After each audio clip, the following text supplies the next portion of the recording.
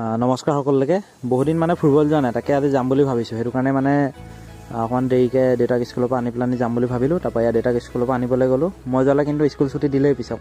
এনেকুৱা সৰু ল'ৰা ছোৱালীবোৰ দেখিলে মানে আমাৰ নিজৰ সৰুকালটো মনত পৰি যায়। তাৰপৰা এয়া মই মাহী ঘৰ পালোঁহি, আহোঁতে নেদেখালোঁ বাৰু। তাৰপৰা কিবা আনিছোঁ বুলি মোনাটো খুব খুচৰি বিজি মানে, আৰু ফটো মাৰা পজ দি আছে পূৰা। তাৰ মাহী ঘৰ মানে সৰিয়হ চাওঁ বুলি আহিলোঁ। বহুত দিন তেনেকৈ সৰিয়হ চৰিয়হ দেখা নাই, তাতে আমাৰ ফালে অকল বাগানহে।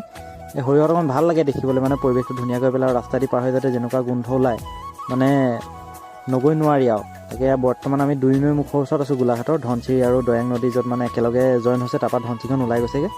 তাৰপৰা অকণমান সৰিয়হনিৰ মাজত বাইক চলাই চাওঁ বুলি ভাবিলোঁ। সৰিয়হৰ গোন্ধটোৱে মানে একদম মনোমুগ্ধ কৰি পেলাই। সেইটো কাৰণে মানে নগৈ নোৱাৰিলোঁ। সেইটো কাৰণে যামকৈ সময় উলিয়াই পেলাই অকণমান গ'লোঁ যেনিবা। তাৰ ভালেই লাগিল গ'লোঁ। তাৰপৰা এইফালে হাতী আছিলে, সেইটো কাৰণে যাবলৈ মানে অকণ দিগদাৰ হ'ল হাতী থকাৰ কাৰণে। তাৰপৰা এইটো মানে আধা ৰাস্তাৰ পৰা যেনিবা ঘূৰি আহিলোঁ। তাৰপৰা ইয়াৰ কবি খেতি কৰি থৈছে, শাক পাচলি খেতি দেখিলে ভালেই লাগে কিবা। আমাৰ ফালে অকণ শুকান গোটেই বাগান।